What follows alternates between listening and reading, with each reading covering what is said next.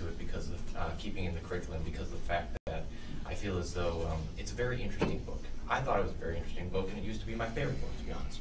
But like it said in the complaint, where it seems that we become numb to the N-word, I do actually believe that sentence. I didn't believe that at first. I thought that I still feel uncomfortable when that word is told. But still at the same time, the N-word, if I did not take that away from the book and its power and its caring, then I feel as though I didn't learn the book correctly. If the book were to be kept in the curriculum as a requirement, it does need to be taught by a person who can tell me in the correct ways and help me really interpret how oppressed African Americans feel. Because I cannot say that. I am a white man who was grown up in a very nice town, and I've not had any issues with anything. I feel as though no race issues have come to me. My mother is half Mexican, but I have not experienced the same things that she has. I'm 6'5", she's 5'1". I have white genes, I will be 100% honest. But I feel as though something does need to be taught that does carry that significance. The reason why I did appreciate the book because of the N-word being stated was because of the fact that I feel as though I needed to experience something like that in 9th grade. I needed to step up from middle school, and I really needed to experience the real world and get an understanding of the discrimination that's out there. I feel as though I can't go into the world just after high school not knowing what the N-word does stand for and the power that it does have behind it. Now, the thing is, too, is that I can say that it might not have resonated with a lot of my classmates. There's a thing called Spark Notes, and a lot of people use it.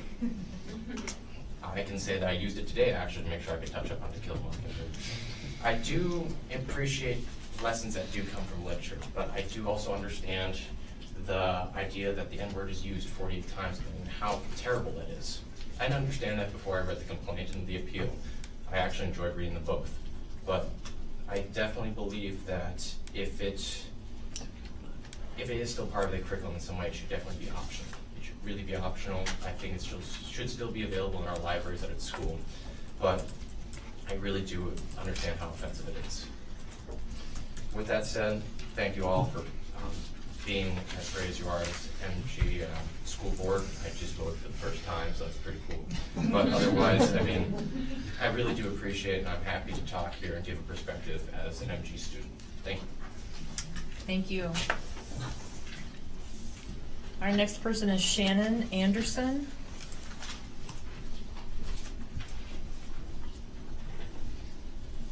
My name is Shannon Anderson, 6306 Ford Street here in Monona. I'm a resident of Monona and have been a tax-paying homeowner here for 10 years. Tonight I'm here to voice my support for the removal of To Kill a Mockingbird by Harper Lee from the English curriculum within our district. I've come to this conclusion after listening to the African American parents within the district who are advocating for removal. I understand the concerns about censorship and what it means to remove a book from a curriculum, but I still believe that removal is the right decision. While this book does hold some lessons on racism and the Jim Crow South, it completely centers on white characters and white perspectives. It does not portray African Americans with any agency or control throughout the story, which is a large problem. I also believe we must now read To Kill a Mockingbird within the context of Ghost at a Watchman, which reveals that Atticus Finch is a blatant racist. How can he teach us about racism when we now know he's no better than the angry white community members of Macomb, Alabama? It is my understanding that there are little to no authors of color within the curriculum of Monona Grove High School. I'm of the opinion that while this book has imparted important classroom discussions about the Jim Crow South and racism, they are lacking because the book is told from the white perspective alone. To me, it seems if we are going to try to teach and discuss the legacy of racism that's in the foundations of our society, surely we should be using books written by individuals who are more intimately acquainted with the experience, which are African American authors. Their lived experience far outweighs a white author's attempt at description. I know as a woman, I feel frustrated when a male author tries to impart my perspective or my experience. Whenever that occurs, it is limited by the fact that he has never experienced what it is like to move through the world as a woman. It is better for him to elevate my voice and my story because I am the expert. The same goes here. I'm unable to fully understand what it's like living under the constant threat of racism, and I don't believe Harper Lee was able to fully understand what it was like to live under the laws of the Jim Crow South. I'm not saying the book has no value, it's just that text is an inadequate vehicle for these lessons. In closing, I have a short list of books that would be excellent replacements for To Kill a Mockingbird. Their Eyes Are Watching God by Zora Neale Hurston, Black Boy by Richard Wright, Freshwater Road by Denise Nicholas, A Lesson Before Dying by Ernest J. Gaines, Monster by Walter Dean Myers, and The Mighty Miss Malone by Christopher Paul Curtis, which actually, the protagonist is a young African-American girl who's the same age as Scout, and it happens in the same time period as To Kill a Mockingbird. So it would be a great way to help impart both the gender and also racial lessons that we're trying to teach our children. All of these are written by African-American authors, and all are better to convey the experience of African-Americans living in the U.S. during that time and also now. They are the experts of their experience in history. Let us listen and learn from them. Thank you. Thank you. Our next person is Tanya Cam. So you should turn my back to you all. I'm so weird about that.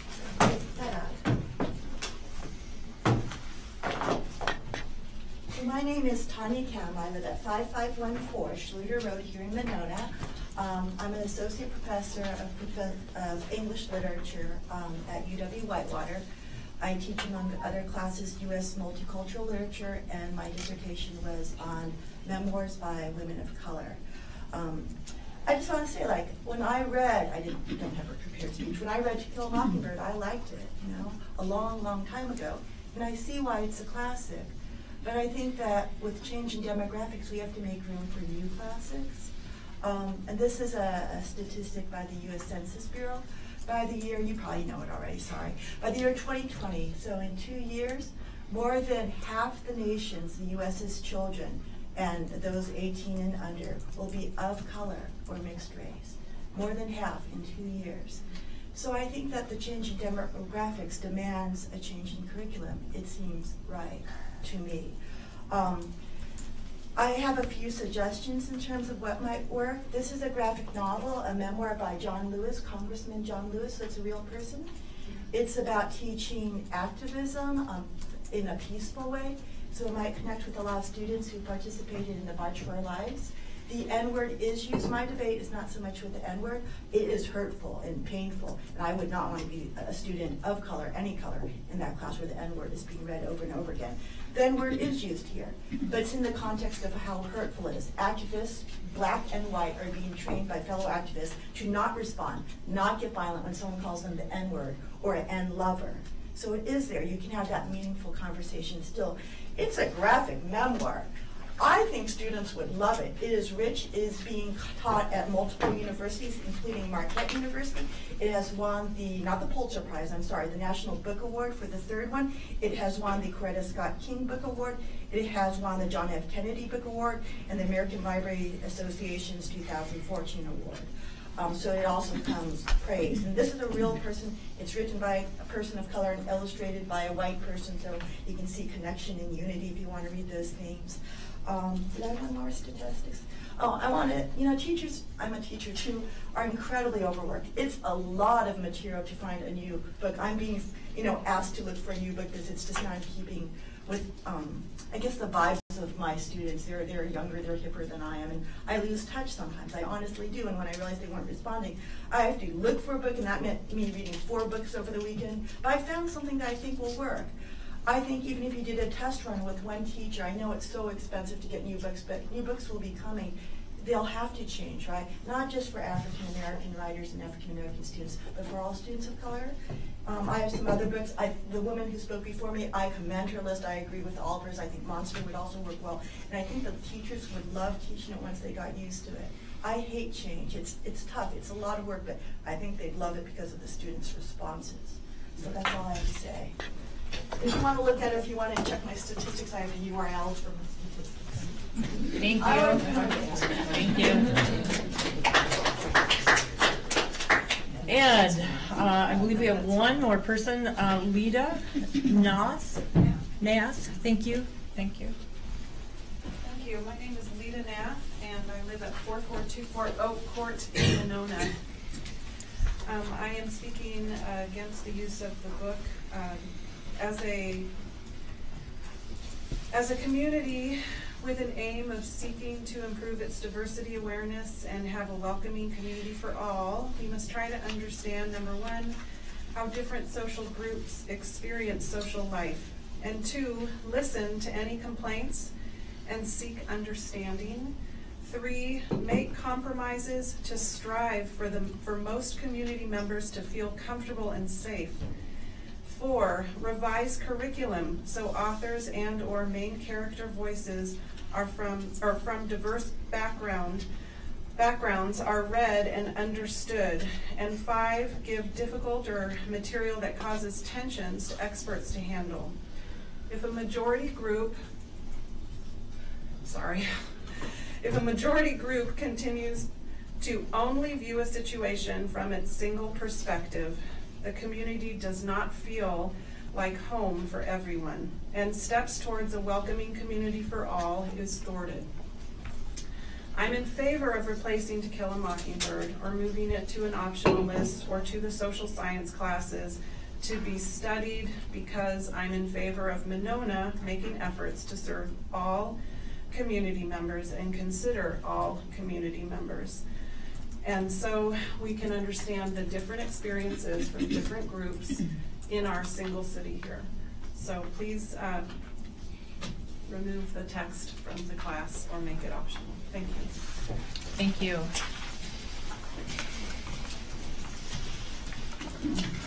I believe that concludes our public comment section. Thank you. Thank you to everyone for speaking this evening.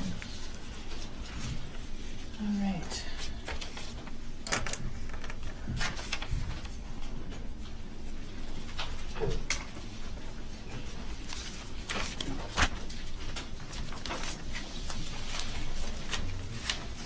We now move to our consent agenda.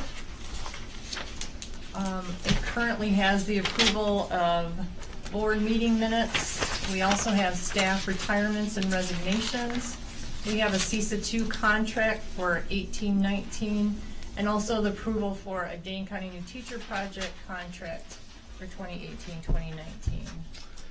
I move approval of the consent agenda as presented. Second. Thank you. All those in favor, please say aye. Aye. Aye. All those opposed say nay. The consent agenda has been approved. Thank you. That then takes us to recognitions this evening. Okay, I have 2 that I'd like to begin with. First of all, in the consent agenda you just approved was 1 teacher retirement. Christine Charleston is from Winnequa Elementary teacher is retiring after 31 years in the district. Again, we appreciate her service and dedication. We certainly wish her the best moving forward. And then secondly, we would also like to recognize our outgoing board members, Carrie Robbins and Jennifer Smith. And we actually, in a small token of appreciation, we do have actually they're behind you. You'll present. We won't get up and do that now, but Silver Eagle or Glass Eagles that state on there for your dedication and service to the Monona Grove Board of Education. So thank you both very much for your service. Thank you.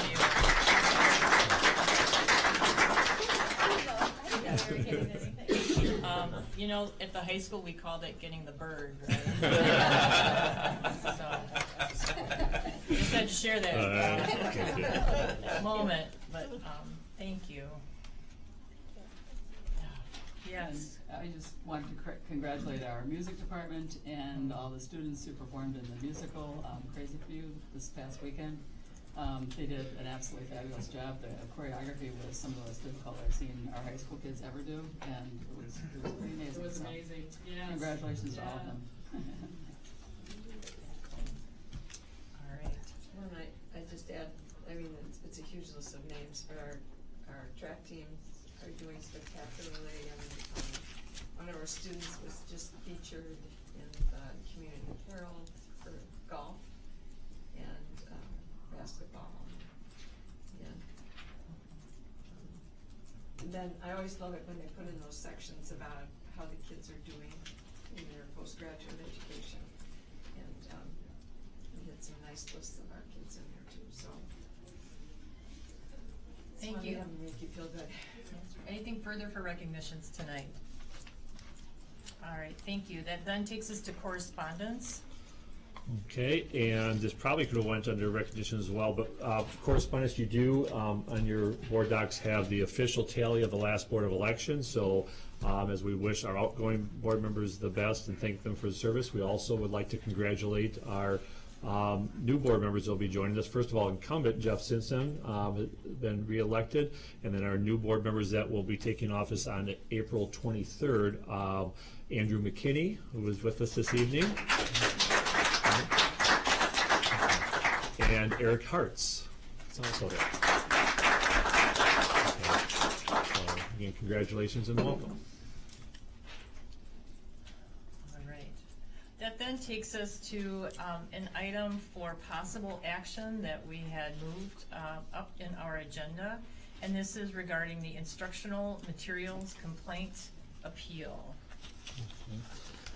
And I'll begin just to procedurally, and our board members certainly are aware and they have documentation, but for those present tonight, I'd like to just spend a minute or two to talk about, our Board of Education is governed by not only state statutes, but their board policies. And so our policy dictates, in this case, the process anytime there is a concern or a complaint against regarding instructional materials. And so I'd like to just read through for the record up to this point what has been done as far as processing that complaint, and then the board's role this evening in considering that appeal.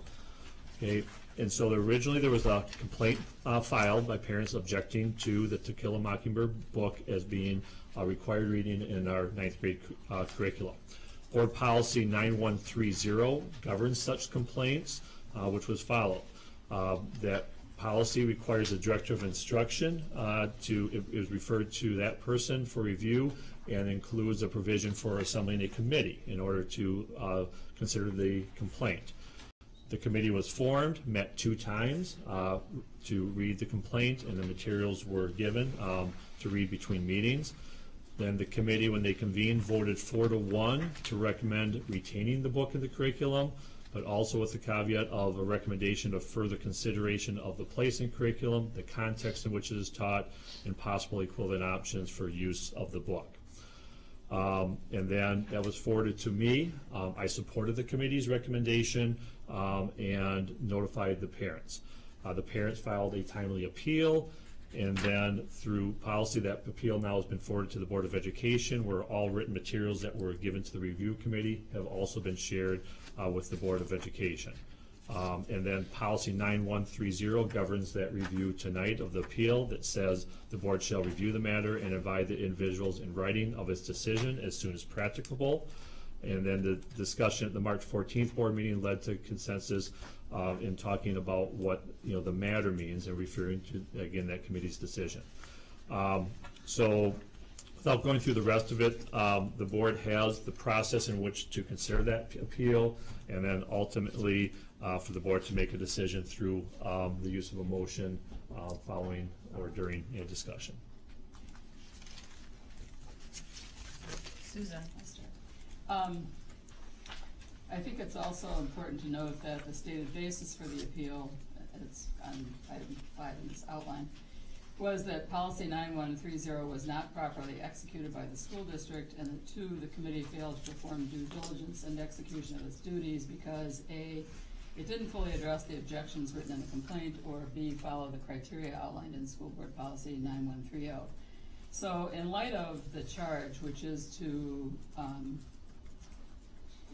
the appeal of the committee's decision and responding to that specific charge, I'm going to start off just to try to clarify the conversation with a motion.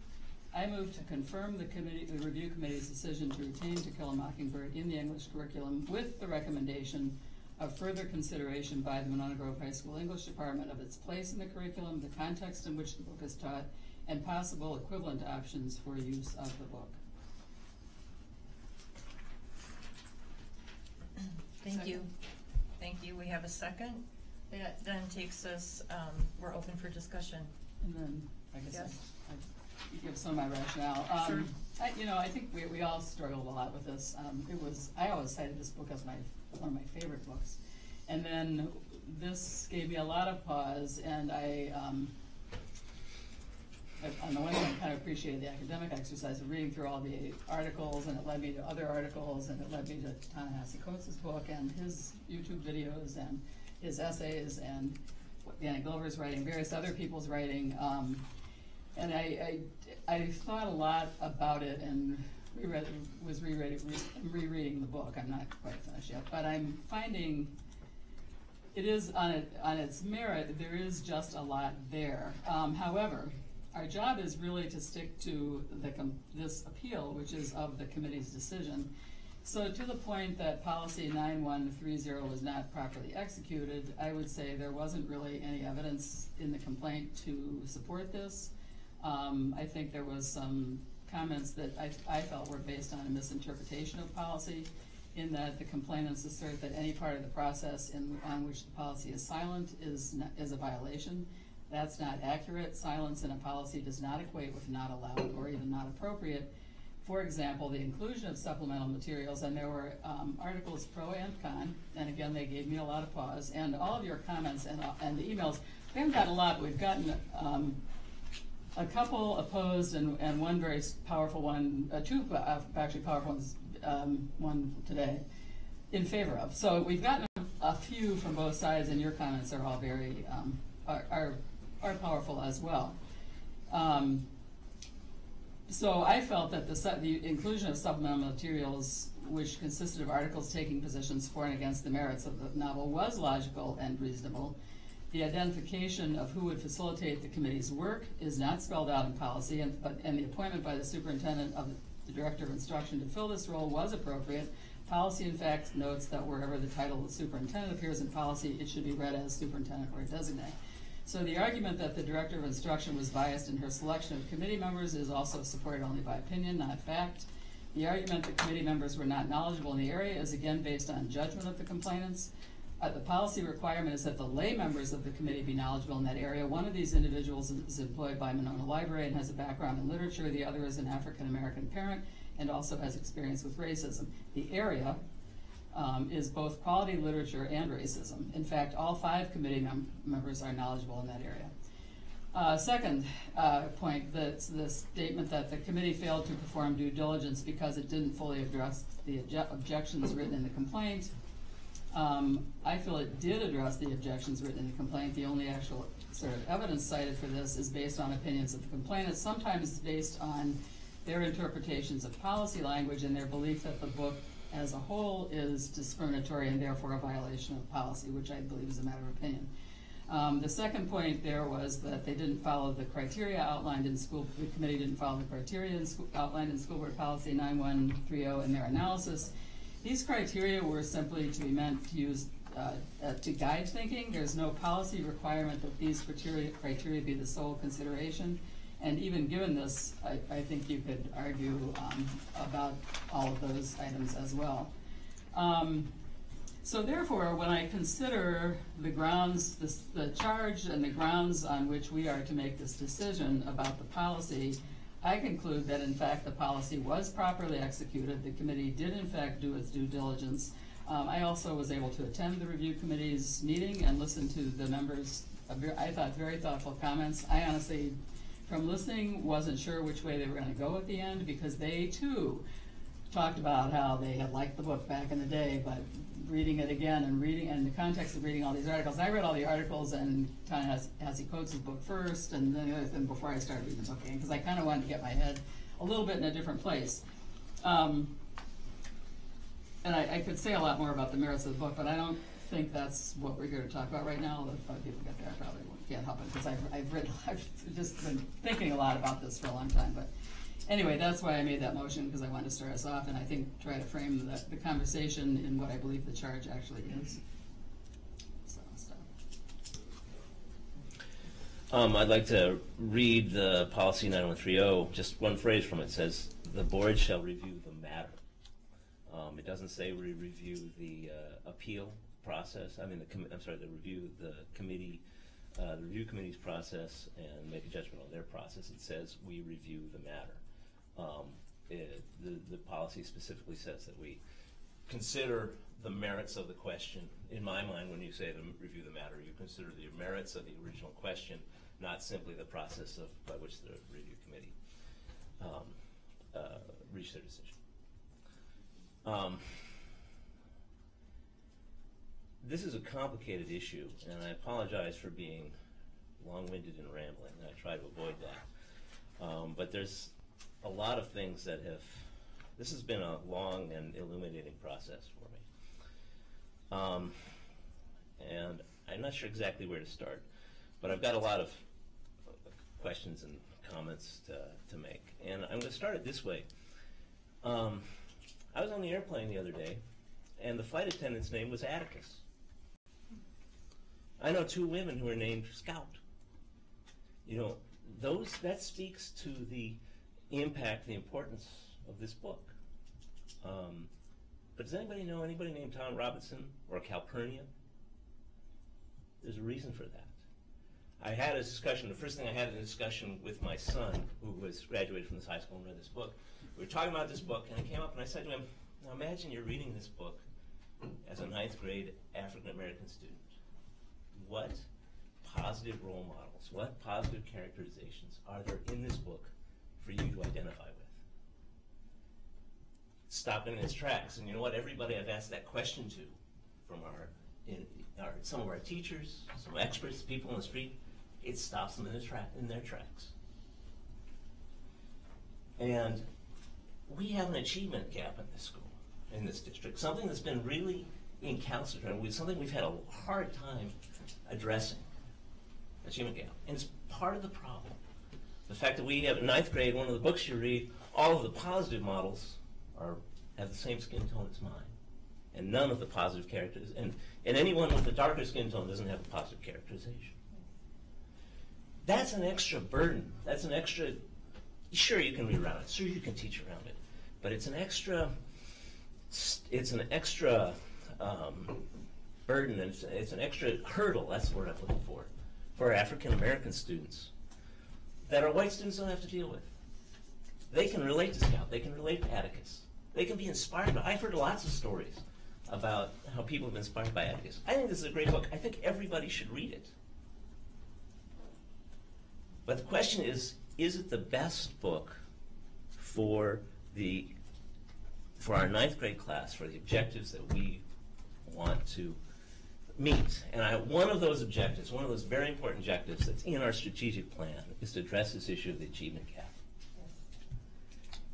And I wonder if we design a curriculum, well, I won't say it that way. I'll say it this way.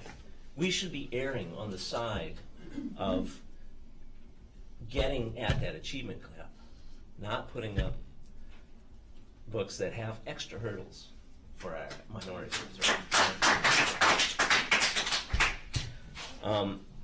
You know, I've never had anybody aim the N-word at me in a negative way. But that's also, to me, that's not actually my biggest concern in this book. I do understand the concern, and probably I can't relate to it because of the accident of my birth. But again, it's an extra hurdle that we put in front of students who have had that word aimed at them in the most derogatory and hurtful ways. The first thing we ask our African American students is, okay, here's a book, it's got the N-word, get over it so we can go on to these other parts of the lesson. And I'm not sure that that's appropriate. I'm not sure that this is the best choice to get to these lessons. I appreciate other people bringing lists of books. I contacted at the university, the Children's Center for, there's a outfit at the university that evaluates children's books, and they gave me a list very easily of 24 books. And by the way, Monster keeps coming up on everybody's list. I haven't read it. I can't speak to it, but it comes up on everybody's list. I'm not going to say, oh, you should use Monster. I want the professionals in our district to review that and take a look at the options. Some other considerations. I read this book in 8th grade in middle school, and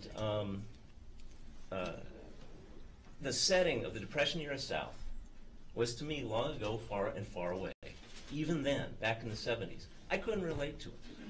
If we're trying to teach about social justice in America, to me, it was like, oh, this isn't a problem anymore. Because that was something that happened way back then, far away. As we know, sadly, that's not true. If we're going to prepare our students, we're going to teach social justice, and we're going to prepare our students for the world today, I think giving them a social justice program that's based in 1930s America in the South doesn't do the job.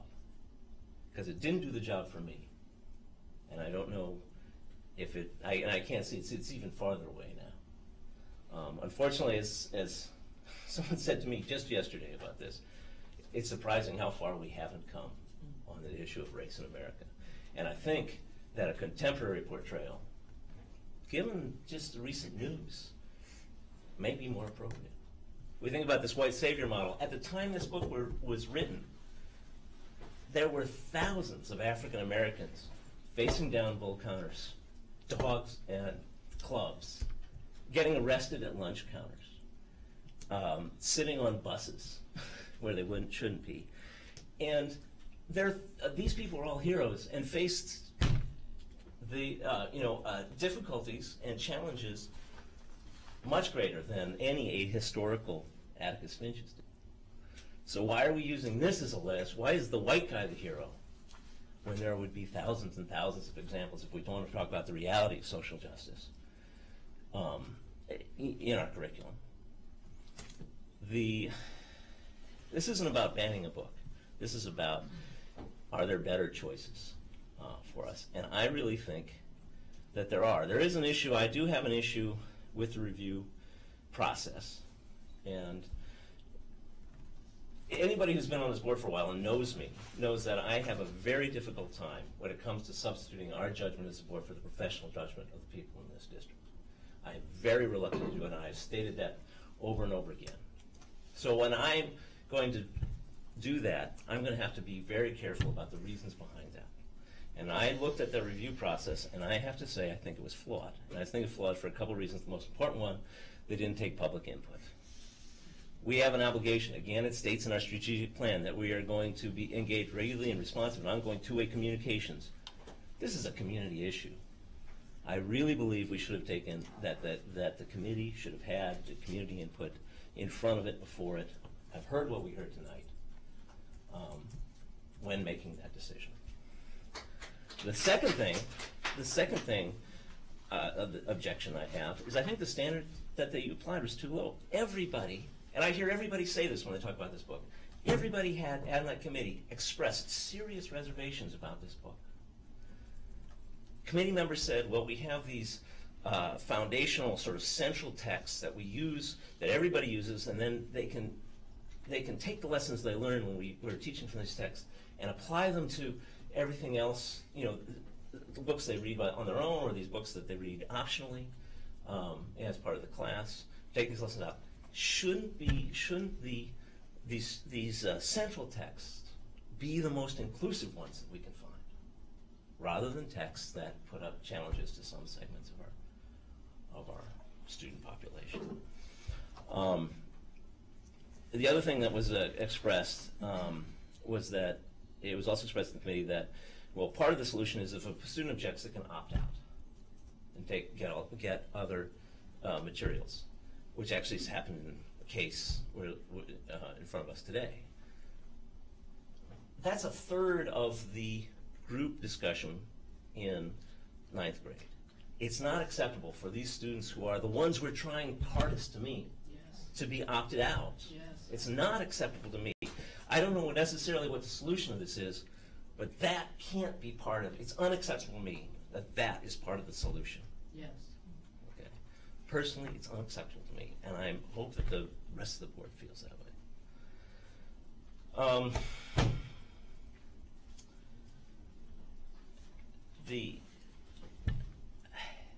I think I have one more comment here. There's a whole bunch of stuff here, which is there's another issue in this book, a central theme in this book. And given right now the news we've had about the Me Too movement, in fact, we've had a recent case where hundreds of women and girls were molested in a situation that went on for decades. And it went on because the women who first reported it were not believed. The central theme of this book is that women who report sexual assault are not to be believed because they're making it up for social reasons. How do we teach around that in this book? I think that's another issue. And in fact, this is an issue that plays out in some of the disciplinary processes that we've seen as a board in this school, come out of the school. And what's part of it? He said, she said.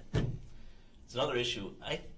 When I look at this, when I look at all of these considerations, when I look at things that have changed since we initially adopted this as part of the curriculum, which is we have an increasing minority population, and our goals have changed. One of those goals being primarily, we want to close the achievement gap. I just believe that there must be better alternatives to this book out there. And I would like to see our district take up that challenge and design a curriculum with that in mind when it comes to the freshman. Can I just, Thank point of you. order, a clarification? Yes. At the last board meeting, when we talked about process, Yes. we did talk about what the matter was, and we did talk about what we were going to do, and the question was raised, I know Carrie raised it a few times, are we going to rehear this entire question? Dean asked it, used the term de novo a couple times, and there was a fair amount of agreement among, I thought, the majority of us, that we were not going to do that. That this was going to be a narrow, basically, the complaint is the appeal of the committee's decision, and the complaint itself is entirely based on the comment that the process was not followed. You can argue that the process was flawed because there was no public comment. The policy does not require that. And if we're following our current policy, and the question is, did the committee follow our policy? I'm arguing, yes, they did. And I think I took very seriously something that has not been picked up in the media. The committee did not simply say, keep the book in the curriculum. It said, take it under serious advisement. The recommendation was to continue to review, to have discussions. I have a bunch of papers prepared also, if we're going to talk about the merits of the book. The fact that the 9th grade class starts out with a unit on race in the very beginning of the year. The fact that this group teaches the Scottsboro trials before they read To Kill a Mockingbird, because To Kill a Mockingbird came out of that. There is a real effort, and because one of the criticisms is how... Point of order. Well, I'm sorry, I'm straight. Again, I'm doing what you did, and I don't mean to do that. I would like to go back to Jennifer and ask for clarification. That was what was in the printed outline that we received from the attorney who was here, and that's what I was taking as our job tonight, so that's what I thought. So, if I may have I'm sorry, I asked the board president. Yes. So the document that you received in board docs was through consultation with our superintendent and our legal counsel in review of the previous discussion that we had at a prior board meeting. Right. And so this is our document to guide our work tonight. And so it is the case that we are to review the committee's decision. I think the larger extended conversation certainly will take place, and the board can decide what it wants to do with future proceedings and future policy. But for tonight's proceedings, we are to consider the committee's decision and whether we are to uphold it or not. All right. Well, that said, I'm going to again read policy 9130. The board shall review the matter. I am going to be guided by the policy, and I hope that my other board members do the same. That was the point, the board discussion of what the matter meant, and that exact question is what we talked about, and we decided that what the matter meant was... I reviewed the minutes for the meeting. There's no such decision. There's no such decision. There's no such decision in the meeting. That's what I heard, and... That's what you heard. And that's what the attorney apparently heard. Now, please don't interrupt me. So Carrie has her hand up. She has no, I actually had not yielded the floor. I was interrupted for a point of order, for which I yielded. Point of order, 10 minutes. 10 There's minutes. no limit of 10 minutes. Why don't you read the rules, Peter? You're citing the rules to Susan. Now listen, one of the most important things we need to do tonight is to be thoughtful and respectful and listen to the issues. You have now spoken for 25 minutes. Point of order. Would you please instruct Ms. Manning not to interrupt me? point of order, 10 minutes. Look it up. Jennifer? Yeah. Am I limited to 10 minutes? This board has never enforced such a rule, and I would ask that it not be enforced. For It's this, enforceable if it's requested. at this moment. Look under I have a few more comments then. Please stop for a moment. Sure. Yeah. Susan, generally, we've given everyone the opportunity to go through their list of items. I appreciate the timeliness, okay? So if I'm gonna respect one person going on, then I've gotta respect everybody going on. Okay. And that is generally what you all tell me you want to do. If you want me to time people, I'm happy to do so. I'm capable of doing that. I think what happens for me is if you get repetitious, I'm gonna ask you to move on. If it's fresh, if it's new, if it's a new insight, then we need to have it heard. Okay, and then can you make sure that all the other board members have an opportunity to Yes, speak? I am continually making eye contact, and Okay. if you don't look at me or indicate that you wish to speak, I'll try and call on you. I'm just Yes. waiting my turn. So at this moment, I'm gonna get it tonight. Thank you. okay, so my understanding I'll is. finish up in a moment. If I may. Sure. Peter has the floor, Carrie wishes to speak, and then you wish to speak? Am I I'm good? gonna wait until everybody else has had an opportunity. I think that's only fair. Thank you.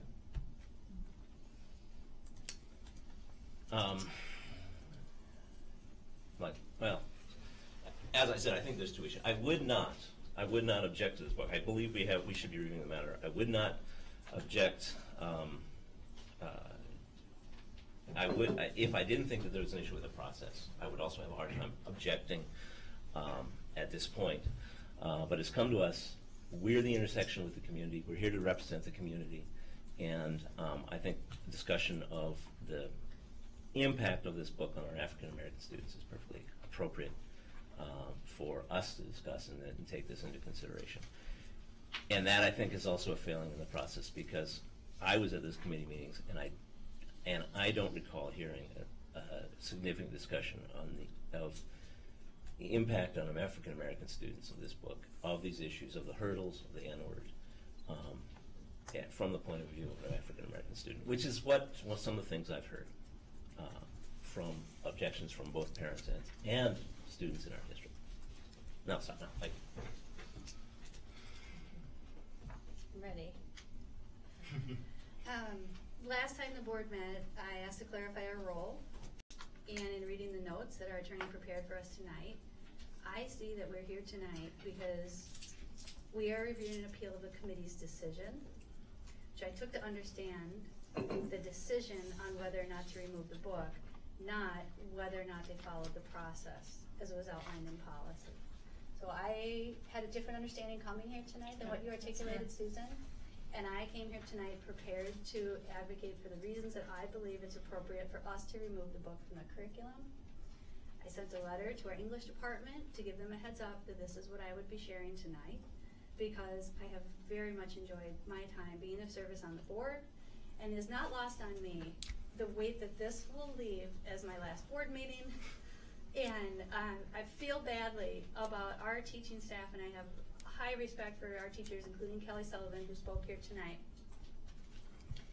But I've decided not to hide behind the dodge that our board role is only to confirm that process was followed. So that's where I landed on that. That's where I landed on that after thinking about what our board role was and what we were being asked to do when we came here tonight. So I sent a response to our letter that the board members received from the English department. And this is what I sent them. Dear colleagues, thank you for your thoughtful letter. I am wrestling with the discrepancy between advising teachers to, quote, refrain from speaking the N-word in class, end quote, while advocating that the language in this book is entirely appropriate. My 9th grade son mentioned that during his class, his English teacher substitutes the phrase black person when the N-word appears in the TKAM text. I am uncertain whether that practice is potentially causing harm. I'm also struggling with the uncontested facts that in Wisconsin, underrepresented populations suffer enormous health disparities and achievement gaps. I recognize that our time-honored traditions and cultural norms in classrooms, healthcare facilities, and our legal system are not producing good results for racial minorities. That's why I am especially interested in seizing opportunities to improve these conditions in our community. When we have an issue brought to the attention of the school board that harm is potentially being caused, it is hard for me to accept counter-arguments that defend and justify perpetuating the current actions or protocols.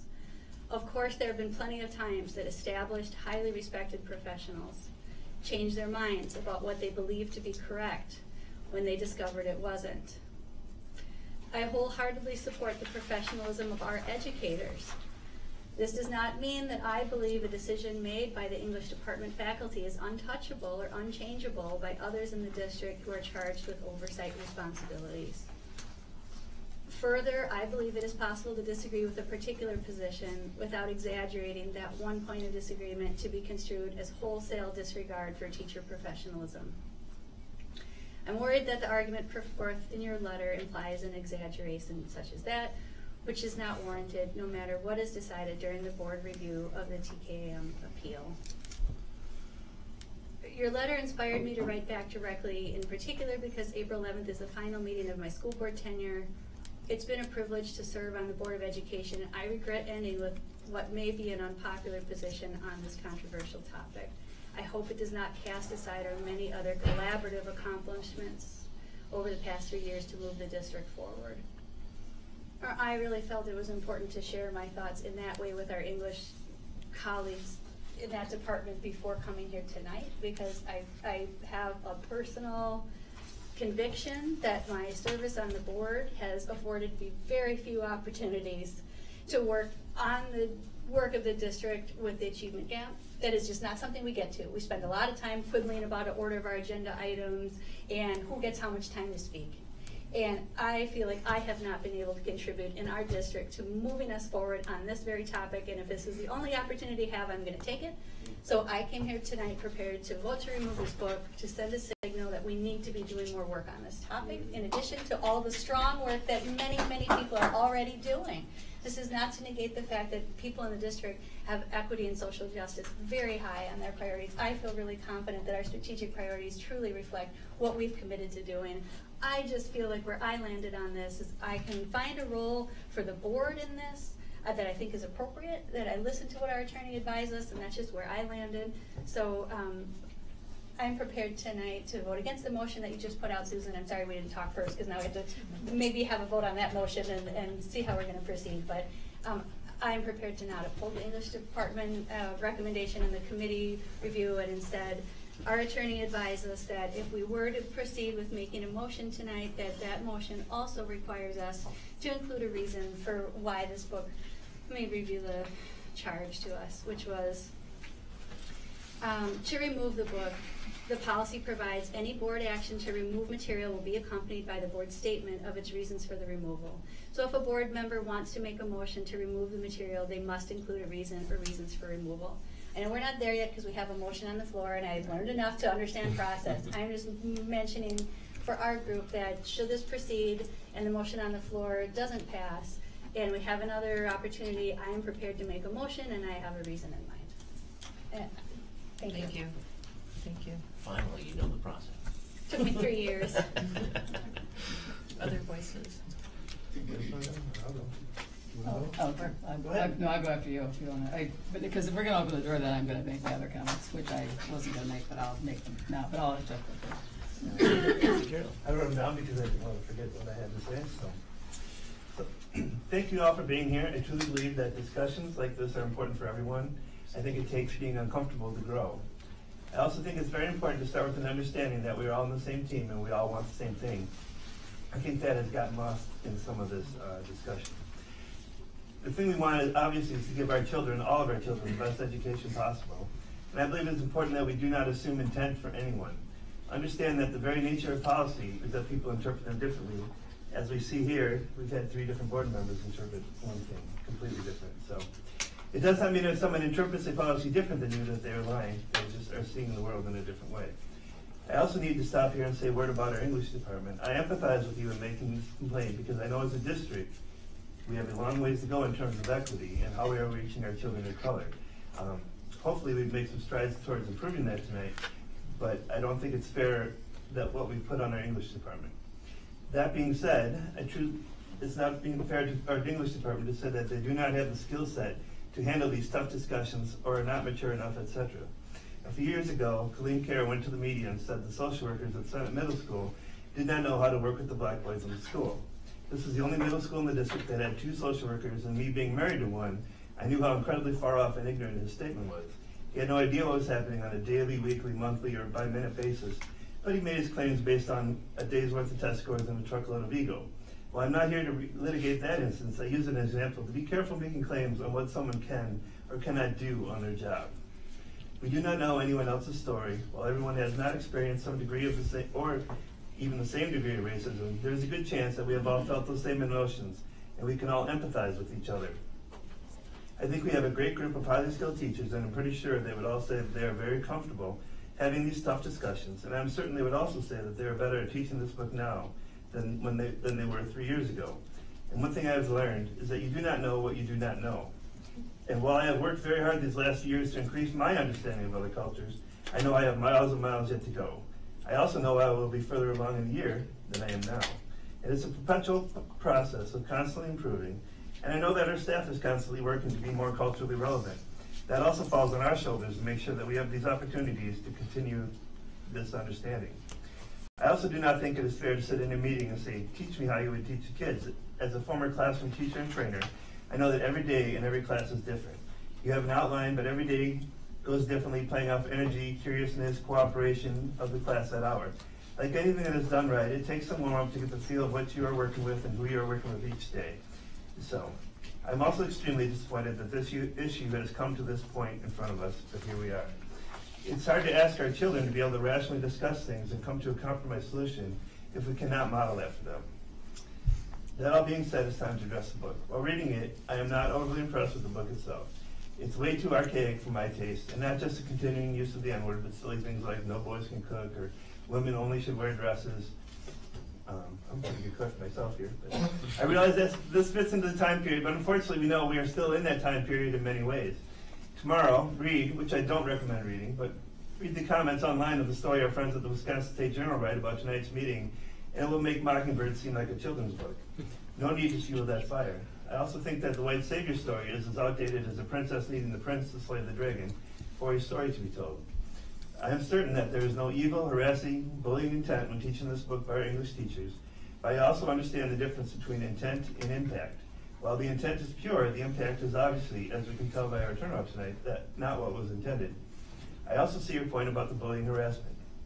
If a student says the N-word 48 times, he or she would be rightfully disciplined. So why does Harper Lee get a free pass? I understand that there's context, but maybe a child using that word would also think they have context, and they would not. I'm also aware of saying that those who do not pay attention to history are doomed to repeat it. Well, if anyone paid attention to the last election, that ship has sailed. But seriously, I agree with the statement that there's lots and lots of history we ignore, whitewash, and do not teach, despite its importance to our nation and the birth of our nation. I know that by policy we do have this say in curriculum, but I do not want to tell the English department what to teach. My recommendation would be like what we've heard before, that they move it to the recommended list and off the mandatory reading list. However, that would mean, if they do decide to add a new book, that we as a district, and I think this is incredibly important, compensate them for their planning time and make sure they have all the books and materials they need to teach a different book. It's not an easy process to switch out a chunk of their curriculum. I understand that. One thing in the community's complaint against the district that really stood out to me was this on page 8. Due to quantities of titles available, teachers usually offer approximately 9 titles based on class interest. I find it disconcerting that we would ever not have the resources to buy any book that we are teaching in any quantity needed. I understand that money is not unlimited, but it seems to me that in the list of paying priorities, it would be number 1 the teachers and number 2 books, being a school district. I respect everyone's opinion in this room.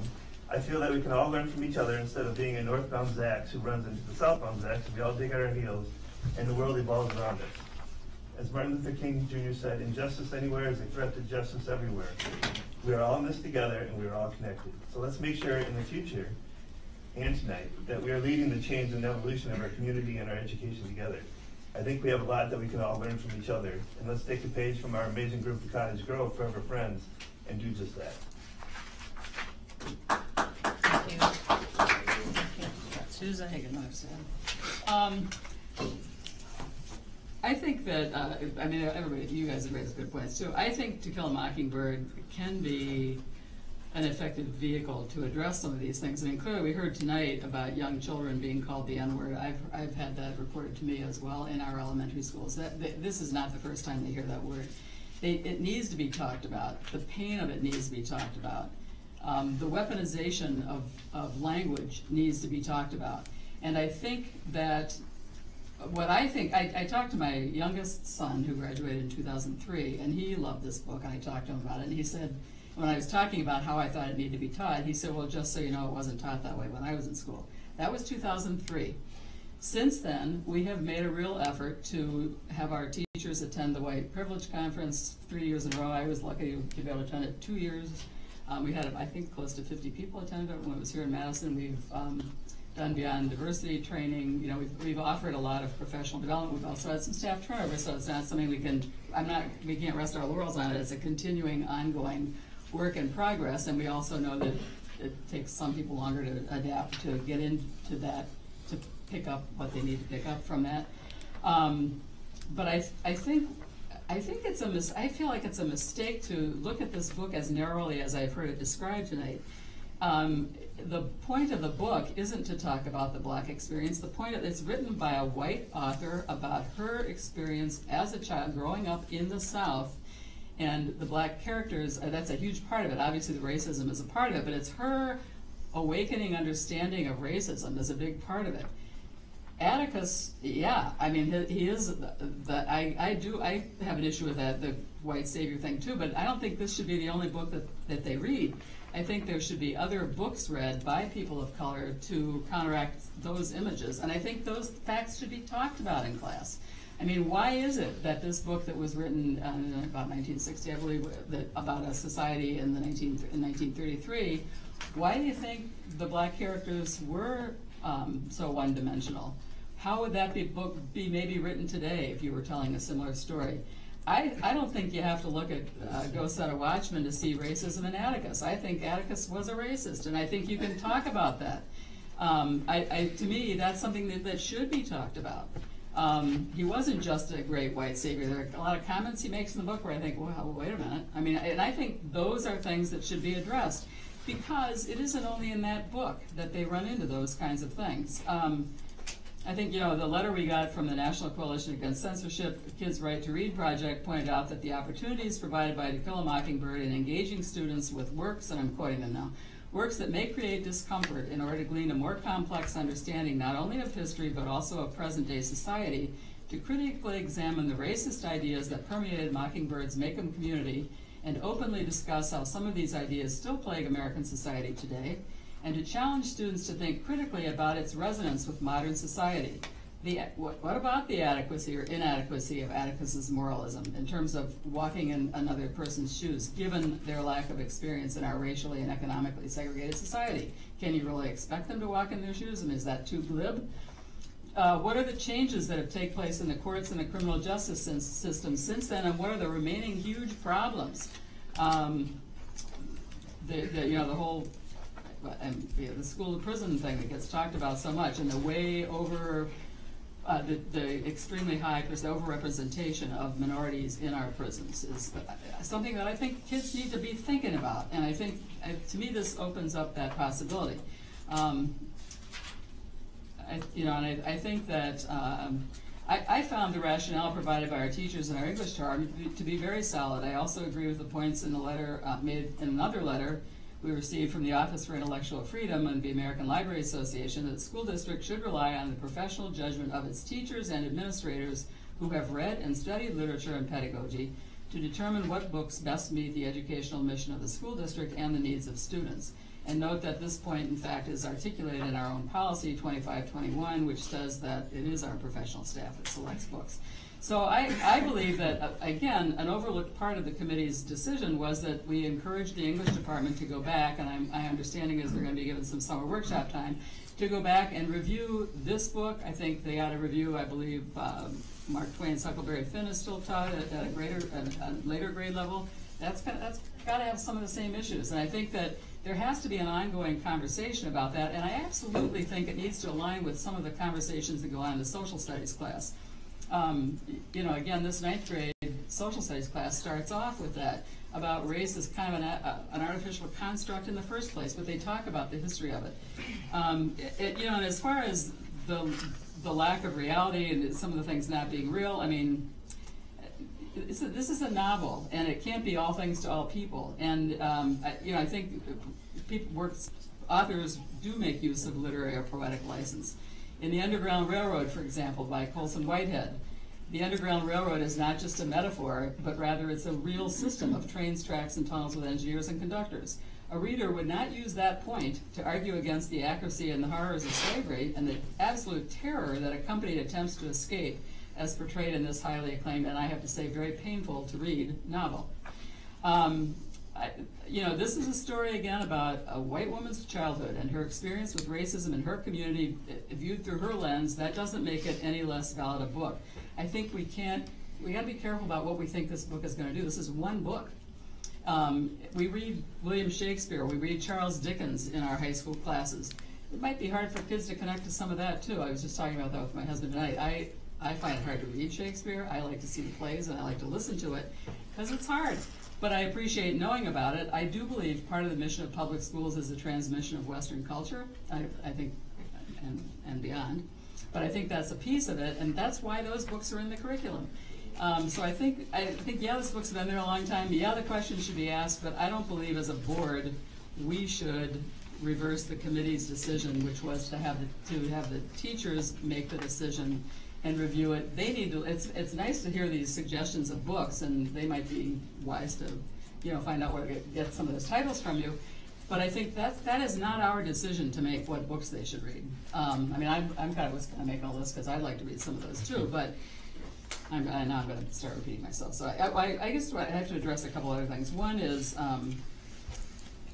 I don't believe our teachers instruct the kids to just get over hearing the N-word. That may have happened, if that happened once or twice. I don't think that's when they're teaching it thoughtfully. That is not how they set the context for this book. That is not my understanding of how this book is handled, or the N-word in a Langston Hughes poem, or in any other work that they may read. I think the other thing is that the opt-out policy, that's not the answer to this particular issue, but the opt-out policy is an important policy to retain because there may be any number of books that people might object to for other reasons. It doesn't get used real often, but you've got to have that in there for parents to have that choice for their own child. I think that's an important policy to keep. I don't think you should interpret that policy as an answer to this issue. And I think that's all for now. Sorry, I just want to make sure I got everything in here. I'm certainly well aware of the achievement gap, or the opportunity gap, I think, is maybe a more appropriate term. That's not going to be addressed by one book either, but it might be helped by a lot of other things, not necessarily related to this book. I do think the context is extremely important. The training for teaching the book is extremely important. How the book is taught is extremely important. And I think that's something we have to continue to work on. And I guess I'll stop for now. Thanks. Thank you. Susan? Again, there have been a lot of sleepless nights about this. And actually, it's interesting that Jeff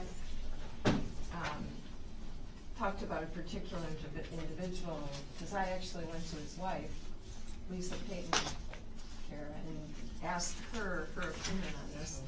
I also went to I was at the Women's Health Advocacy Workshop, and we talked about a lot of things, and there were a lot of great representatives from the east side of town where I grew up. And every single one said, you don't have the guts to keep this book and help the children learn about this? And I said, I'm not sure that I do. I'm not sure that I do. This is really difficult. And if you think that sitting up here, because I'm white, I haven't been called a nigger lover, then you're mistaken. Let me tell you, my parents were only children growing up in Louisiana. When I was 3 years old, we were spending our summers in Louisiana in a very different environment than where I lived, where my father was a cardiologist at the University Hospital. It was a challenge to me to face this I tried to sit in the balcony in a movie theater, and they told me I wasn't allowed to sit in the balcony and watch the movie from the balcony. I had never experienced a life like this. So it can go both ways, depending upon where you are and who you're with and who you admire and you respect and you spend time with. And to the point of being a board member, other than who I am, I was an English lit major and I read a lot of tough books at Beloit College. And if you know Charlie Ellis, he was a great role model for many of us there. And learning and understanding what were good things to read and understand. As a tenure board member, I seriously reviewed the policies, procedures, and statutes in relation to the board role, specifically in relation to this issue. It's great to personally have a feel about what you would like to do here, but that's not what we're elected to do. We're elected to follow the statutes, the board policies and rules that govern what we do today. And that's why we try and have board norms about behavior, in case you didn't notice. We aren't all supportive of that either. But I seriously reviewed all of this material in determining whether or not, as a board member, we should be making a specific determination in relation to a specific item in the curriculum. And it did not appear that a determination of items, specific items, to be included or not included in the English curriculum was a clear part of our board governance role. It appeared that, as I reviewed this material, and other people may review it differently, that making that decision oversteps our bounds. And then in determining our board position in support or non-support of the committee decision, it's important to clearly understand the committee's position. So let me read it to you again. The committee voted 4-1 to keep To Kill a Mockingbird in the English 9 curriculum. Does that say required? Does that say required reading to you?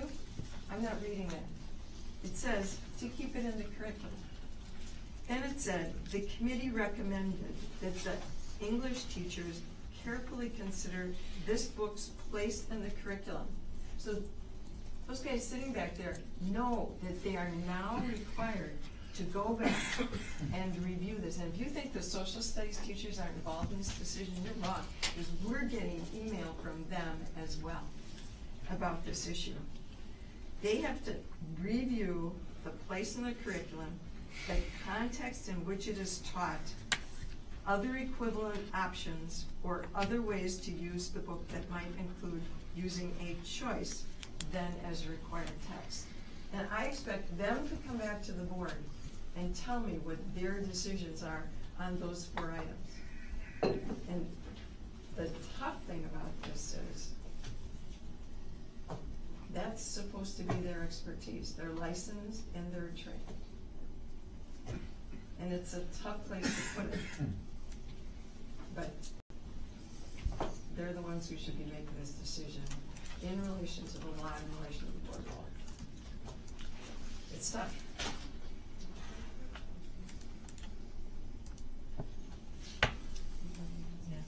I think at this point I would like to make just a few brief statements so that my fellow board members know where I'm at. I will support the committee's decision, and everyone knows I was on that committee, so that's not a secret. I am trained as an English teacher. I'm currently teaching in a high school. I'm currently teaching Ralph Ellison's Invisible Man to 2 classrooms full of white children. I just mentioned that, so I think about these questions perpetually. There is a reading and literary theorist, Louise Rosenblatt, who talks about that an author generates a text and that a reader engages with that text. And once it's left the author's hands, it's totally up to the reader to decide, to engage, to interpret, to respond, to take in or reject. I absolutely believe that one of our jobs as literacy educators is to empower our students to find their voice. And one of the ways we do that is by reading other people's voices. It is not the case that I think To Kill a Mockingbird is the only text a child should ever read. Not at all. I do feel as a board member it is my duty to carry out board policy and to judge our decisions, criteria, evidence, conversation, etc. And at this point I also want to say all of these comments have been also swimming in my own mind and my own reading. When push comes to shove, I end up in a place where I believe essentially I need to support my educators, because John Hattie and other researchers tell us that the most powerful thing in a classroom is that teacher, that biological human DNA that's interacting with your children. And I want to make sure that those folks are making the most informed, culturally sensitive and relevant decisions. And so as a board member, I see my duty to empower the people we have hired to care for your children, to educate your children, to make the best decisions possible. And in a odd way, I want to thank the Comita family for setting this thing on fire and for taking us to a pitch of conversation. Those conversations have been happening for a very long time. But I think whether I like it or not, you have forced us to really push and shove and think about what it is that we want to do. I don't want to tell my English teachers what they can and cannot do. I want to empower them to make those informed decisions, and then we are the oversight. But if I cannot trust them to make these changes with support, with money, with access, with resources, that's a larger issue for me. So at this time, I support the committee's decision. I do not want to see the title removed from our curriculum. I absolutely want to see the considerations that are the additional portion of that decision. I want to see those fulfilled, and that's our duty, is to make sure that those things happen, that the support is there, the resources are there, and that multiple voices are brought to the fore. And I want all of these voices to continue in this conversation. That would be the best outcome, and there's no policy that says that has to happen, but I absolutely, that would be my wish, if I got to have a wish. But I have to decide on policy, so thank you. Yeah. Just a brief comment. We've seen, like in the letters from the American Library Association and other folks, this sort of the lecturing about, purging uncomfortable topics from our classroom. And I just want to clarify that this is not about that. In fact, from my view, one of the flaws in this book, when I read it in 9th grade and 8th grade, was that it didn't make me uncomfortable enough. It didn't go far enough. And I would strongly encourage if we do find and ask for an alternative to this book, that we find one that addresses the issues at hand. That this is not an issue of shying away from uncomfortable or difficult topics. I think that's very important. Carrie, you're hand up next. Where I landed on this and the committee's recommendation to require the teachers to go back and review its place in the curriculum, I believe they already have done. We've received a letter from the district's department that says they are committed to teaching this book because of all the reason that it's already been established that it fits in the curriculum and upholds what we have decided we want to do. So I understand where people have commented here tonight that we could choose to follow the spirit of what that committee decided, which is the teachers are going to go back. I just personally am convinced that they will go back and continue to use the book because they've already looked at it and decided to continue using it. So that, to me, is saying we are essentially deciding to continue to have it in our curriculum. I also looked really closely at the attorney's advice to us about our procedure tonight. And in working through this, our process for tonight leads us to the last item, which is the board's decision. And A is to approve the committee's decision, or B, to remove the book the policy provides. And so we do have that in my reading of this as an appropriate board action that could be taken tonight based on the advice we were given. And so I'm in disagreement with others here who have said that that's not the board role, because we have been advised that there is an acceptable process by which we could take action. So that's where I landed. I'm not sure why I'm interpreting this differently than others, but that's my understanding of what we're reading. I don't find that last point contradictory, because I think if you uphold the committee's decision, you keep the book. If you don't uphold their decision, you remove the book. So that is in fact the issue. It's all about the same thing as the committee's decision. I think that's probably all I was going to say. Thank you. For me, the reason I said it was had been one of my favorite books was because it did make me very uncomfortable at the time. I remember it did. And it made me think about a lot of things. I thought it was very moving and very, for me personally, very powerful. I understand that's not enough. That's a different lens that an African American would have reading the book, but it did have that impact on me.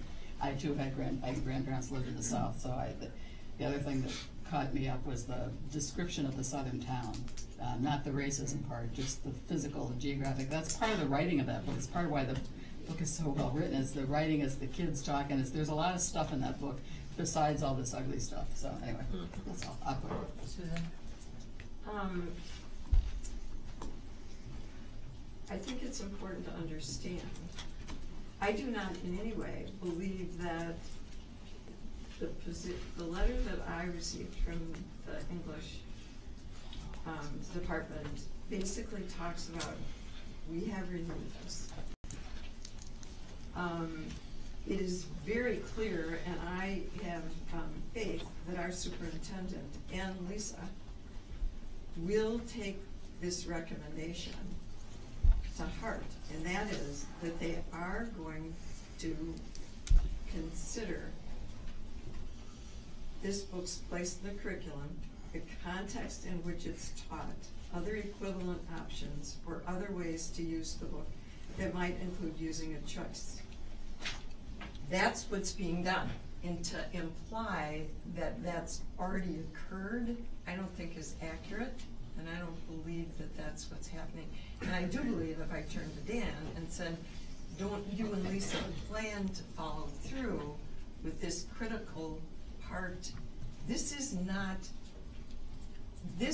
decision does not say you are required to continue keeping this as required reading. That is not what it says. It basically says they voted to keep it in the curriculum, and then you will do this.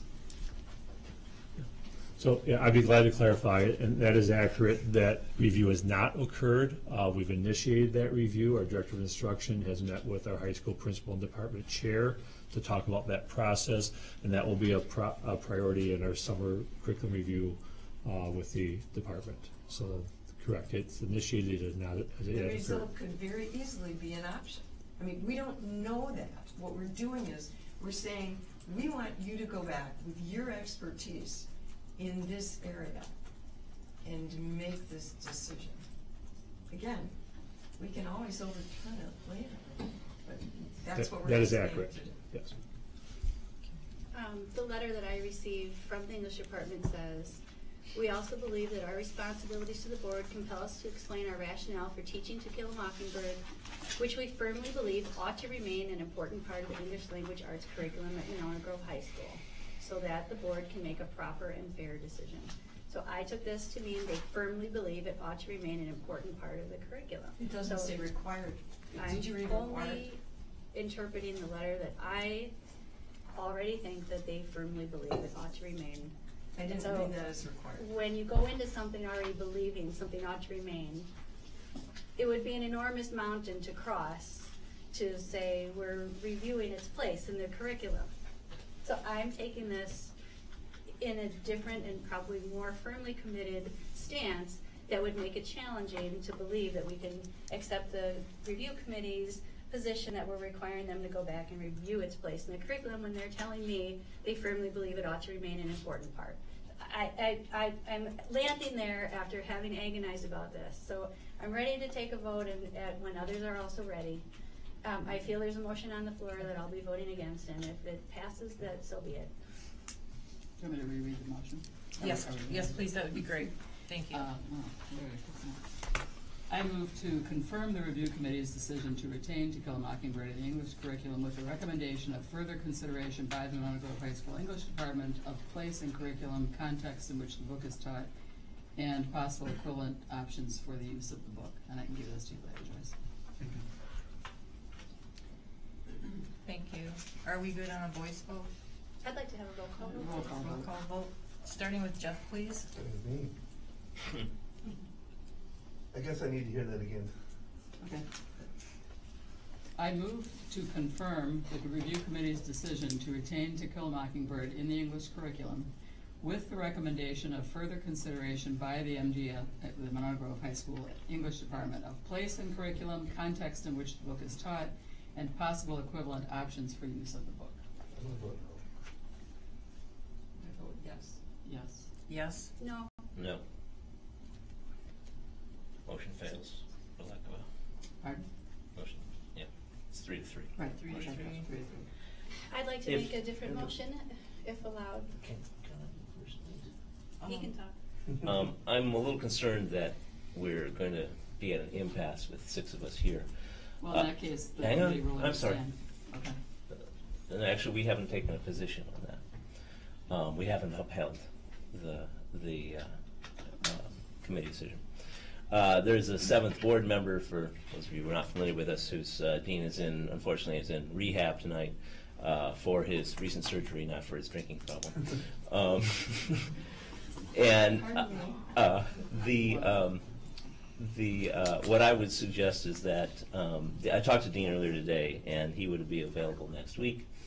What I am going to suggest is that we postpone this work.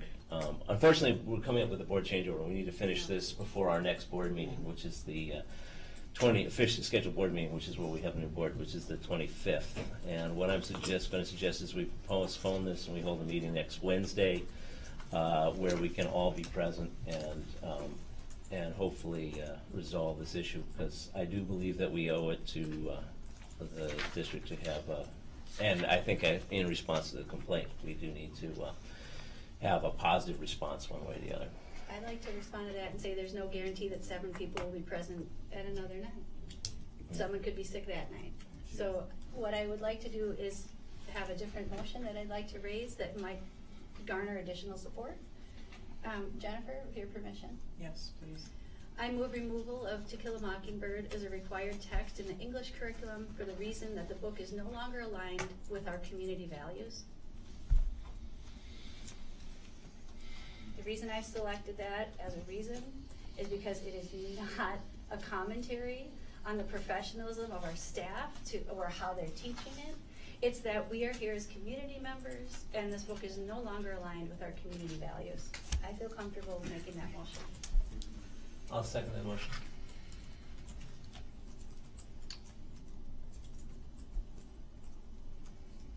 All those in favor of this motion? roll For call discussion, vote. or roll call? Hold Okay. on. Oh, that's for discussion. That's for discussion. Yeah, discussion. Forget it. Okay. I would like to make an amendment, a friendly amendment, that we make sure that the English department, if we do decide to remove this, has all the resources they need to replace this book. Yeah. Without cashing out their budget for the year.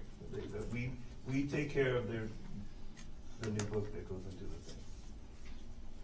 However you want to word that. That's beyond the scope of what I am prepared to, and others, if you'd like to do an amendment, Jeff, but the friendly amendment thing is, we have You don't have to normal accept it. processes You in don't have to place accept to it. implement curriculum, so But no. we really don't though. So We have normal processes in place to So implement no, thank you, curriculum. but if you choose to make an amendment, please do. We have normal process in place but not for a time when the board steps in and says, you need to change this book out. We don't have a process for that. I'm reluctant to direct any other activity except to say to remove it as a required text, and there's room to interpret this motion as far as the department sees fit. So, well, okay, then. It upholds the other A spirit of the other neutral, a things. neutral and going amendment, and back. then that would that be, not an unfriendly or friendly, neutral. They could still go back and review its place in the curriculum as the committee decided. I'm removing it as a required text. That's where I wanted to draw my line. But for them to put a new required text in, takes That's up money to and them. time. That's up to them. But I don't want it to not be done because they don't have it in their budget. That's beyond my scope in this role, you know. It's not mine, it's not, I don't think it's beyond We need our a scope. I think second it's this one. Right. I thought we had a Well, second. Well, we do on that, but if Jeff's making an amendment, if you're actually gonna make an Right. amendment. All right, I'd like to amend that, they have, that we make sure that they can get a new book funded by the district without the budget. That we take care of as a board, make sure that I'm trying to figure out. The board provide additional, the Board- district provide additional funds to facilitate the selection of Right. alternative materials. Correct. I'm good with that. And we're looking for a second. The reason I'm not gonna second that, Jeff, is in the letter we received from the English department. One of the comments that they made is that they regularly and thoroughly review curriculum, so the process that they will be conducting is no different this year than any other year. The letter attests to their ability, we review our curriculum regularly and thoroughly, we make decisions based on curriculum standards, et cetera, et cetera. They do that, and that's part of our normal process, so we're not asking above and beyond what they normally would be doing. I've gone deeper with some English teachers and found that they wanted to switch some books out at times and didn't have the money to do it. Point of order, there needs to be a second before we can continue to talk about the amendment. The amendment. Thank you. So we have a decline from Carrie. Anyone else second? All right, amendment fails due to a lack of a second. So we're back to the motion then, initiated by Carrie, seconded by Peter. And I would request a roll call vote. The motion again is to move removal of To Kill a Mockingbird as a required text in the English curriculum for the reason that the book is no longer aligned with our community values. Yes. I'd like to make the point again that in fact could occur, or a choice on books could occur once the process directed by the committee occurs. I just want to make it very clear that that could in fact occur. And what we're doing is we're making that decision rather than referring it back to the professional staff. I think this is the input that we're hearing the community on this, and we're understanding that it's not aligned with community values. I thought I was trying to give cover for people like me who want to continue to support our professionalism of our teachers, but also recognize our constituents and why we're elected, not by the teachers, but by the voters. So that's what I'm trying to represent in giving this as an opportunity for us to move forward here and not be deadlocked by framing this as supporting the work of the committee, who none of us want to undermine or not. And if this fails too, it's just a testament to how difficult these issues are, how much we care. We can be ridiculed in our little crappy local newspaper about our left-wing. Careful. She said it's okay. I mean, I read that Please thing. note that we didn't all make that. I read it cover to cover, and I don't mean that You're crappy in a bad way. to be as offensive as that inadvertently sounded. What I mean is, I have been offended by things written in that paper about the school board and our intent. And that's been chosen to be published in that context. So therefore, when I shorthanded that just now, it's because I think that some things go unchallenged that are published there that are not fair to us, and the conscientiousness that we bring to this role. Having said that, I'm going to get off my little soapbox about that and say this is a difficult thing. I might not have been able to find a way for all of us to move forward on this in a way that both sides can feel good, but I really came in the spirit of trying to do that tonight. That's why I come to do this work. So I move removal of it as a required text for the reason the book is no longer aligned with our community values. Going once. I believe we still have our request for roll call vote. Correct. Is where we had left it. Start with me if you want. Let's start with the person that calls for the roll call. No, Joyce wants us to start on the end. No. You're okay? Yep. All right, Ms. Fox, if you would please. I'm sorry, me, yeah, no. No. Yes. I'm gonna ask to skip over me and come back to me, please. There's a reason. You can do that, We can. yes. I'm gonna vote no. Well, I agree it should be removed. I'm not gonna leave the English teachers to stretch limited resources with some of the crazy stuff we've been spending money on lately, that if we can't throw a few $1,000s away to get a new book, then I can't agree with that.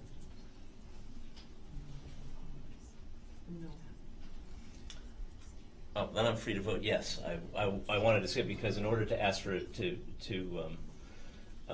actually, I'm sorry, I rephrase. I vote no, and I'm doing so because I want to retain my right to ask for reconsideration. And if you want, you have to be on the majority side if you do it. I would vote yes normally for this motion, but I am voting no to retain my right to ask for reconsideration. Thank you. The motion fails. That's I'm sorry. right. Again, we're at an I'm sorry. Again, Yes. we're at an impasse, and I'm going to ask that we postpone this discussion to a time next week where we can have a meeting with everyone in attendance, if that is possible. And I'll make that as a motion if there's a second. Could I Yes, just ask a go ahead. question, is that what an impasse means, that we would, I mean, you do have the right to request reconsideration, but if we failed, we reached impasse on this decision, then it seems to me my interpretation would be that the review committee's decision stands. Now, if you want to, at the next meeting, ask for reconsideration, you do have that right, but would that not be? I'll say, I guess, my opinion, for now, the committee review, or the committee stands. But- However, the policy does require the board, to render a decision. Okay. And so I'm not so sure that the board has fulfilled its obligation in that Exactly. respect. So then it's appropriate for that. So given that we did decide we wanted it to be this board, we didn't want to put this on the new incoming people, are people free next, are we sure that Right. Dean's gonna be available next Wednesday? He indicated, nobody's sure. His health is uncertain, although he says he walked 100 yards today. Yeah. So he was reasonably certain that he will be released and be able to make it toward the end of the week more than likely than the beginning of the week.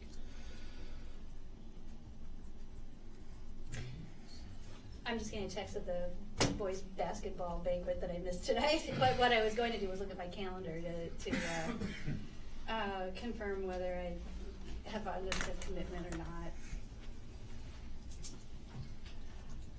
I just do not personally believe that postponing in the hope that 7 people who drive cars every day and do not live lives without risk Oh, we can do it. is a strategy forward. I'm going to get Dean here if I have to carry him. Well, No. we will have new board members joining us, and Yeah. those members will be sworn in on The 25th. someday. So this meeting has to be next Soon. week. is what Right. we're saying. And so when they take office, in our normal schedule, this would be a normal item of business. And the board. And we have the good fortune of having members here who have been highly engaged, and I'd like to thank the people who ran for office and who remain committed to staying current and up to date on the work of this board for months, because I've seen you here. I don't know why, you keep coming. So we really appreciate it. They are fully prepared to step in, and they have their own opinions, and that's why they were elected, and I'm a lame duck. So I don't have any personal problem with it rolling to the next set of people who will be doing this work, because they will be the ones to proceed then with overseeing the results, which may or may not include reviewing its place in the curriculum and demanding a response in a timely way to that. doesn't bother me. Okay. Thank you for your position on that. I do not see myself as a lame duck. You're welcome to go there if you need to. I'm currently in office until others are sworn in, and if we have duties to perform, we need to perform them. At this time, I don't know if we want to consult with legal counsel, if we want to set a date. What would be our best Well, step it'd be forward? setting a special meeting, Yeah. okay, and so certainly the president has the authority to schedule a special meeting. We certainly would want to consult, and honestly, we wouldn't want to hold that meeting unless we knew that we'd have 7 board members present. So I don't know that it has to be decided now. We don't know the availability of our 7th board member, but I guess my thought would be that we take that into consideration and continue. I would like to amend my motion Okay. that we postpone this until time to be determined by the board president. With consultation. You know, you could Skype, Oh, I thought there was. we could Skype I don't Dean think in we- if you can. That's I not, don't Dean think we won't be the have a issue. motion. Question is, will But everybody we're else be able to just- make it? I can make it. Okay. What's the date? Well, We- we were it's waiting yet to to see, be I mean, determined. I'm clear Yeah. Wednesday through Friday of next week. but So am that's I. just me. The following week's gonna be more of a problem. Yeah. With the speediest of, Wednesday is the MGA. Wednesday's the new board, so it has to be next week if it's this Correct. board. So my Yeah. preference would be for it to be next week, if Dean can make it. Yeah. all right. So I think we'll make sure we individually contact Yep. each board member. Yep. I don't know, nobody seconded it. Well, there wasn't, But was we there, I can- never Can heard you a clear put your- motion. I heard But of course, if you just The want to. motion of We don't need a motion, reconsideration, we can or, just- I thought. No, I'm not asking, Yeah, I'm I- asking for a motion to postpone. Thank you. um, Do we have a The second on the? consideration of the issue. Thank you, I appreciate that. Do we have a second on the motion to postpone? I'll say. Oh, I see. Thank you. Yeah, All in favor, please say I'm not aye. asking for your. Aye. Aye. All those opposed? Nay, I would have rather we decided it tonight. Thank you. The motion carries. All right, we will be in contact. How are we gonna, you're gonna? We will be contacting you as soon Updates, as, and people, please watch your emails and get back. to Yes. us Well, promptly. We can talk about our calendars when we get to future meetings at the end of this. yes, thank you. All right, well, Thank you, everybody. yep, That thank you was, for coming. I want to thank everybody who Thank came you. and participated and for your thoughtful comments. thank you. It's been a while since we've had this kind of a crowd. I appreciate it. Can we take a break? Let's please take a 5. Can we do a 5? We can do 5. Five's All good. right, let's do a 5, please. Stretch, do what you gotta do, and then let's come on back. All right. Thank you. Oh, my gosh.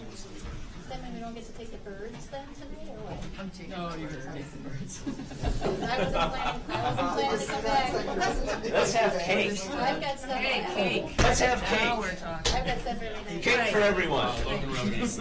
Right.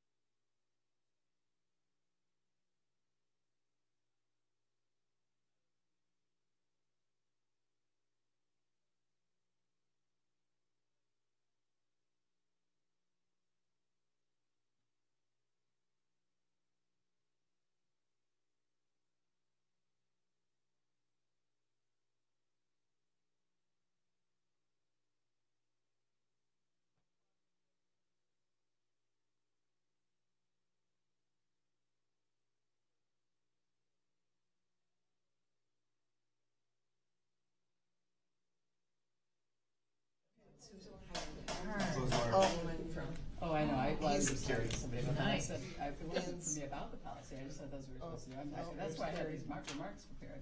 Who's 'cause that I was talking to? totally willing to talk about it, I just misunderstood, I thought that was our job, but anyway, we are done for tonight.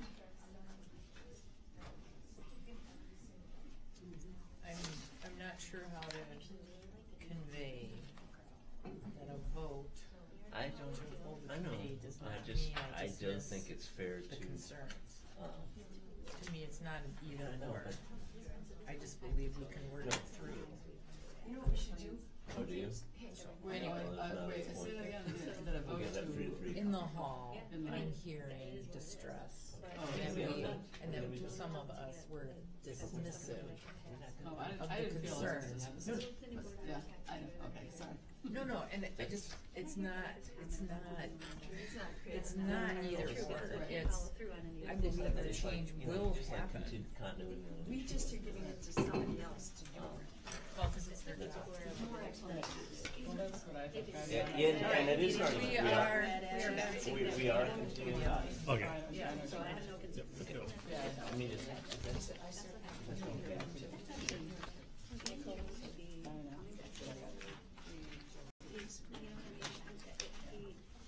We let them not have Oh, well. yeah. So now we're back up to what? My report? Yeah. All right. Yeah. Good evening, everyone. The board is now back in session after a short break. We are going to pick up with our administrative reports and the superintendent report with Dan Olson. Okay, and I apologize, I just posted this late, but it's just a reminder of, with regard to the facility community survey, and I wanted to give you some updated numbers today as far as responses. We've had an excellent response rate thus far. It got out in the mailboxes last weekend, and we have had a total of 685 responses. Of those, 508 are community members, 177 are school employees. And so, again, that's just a week into it. The survey is open until April 30th. We'll be sending out reminders to those that we can electronically, staff and parents. And then, and I just, added on today the reminder of the dates that we have for the board, the process for board review and so on.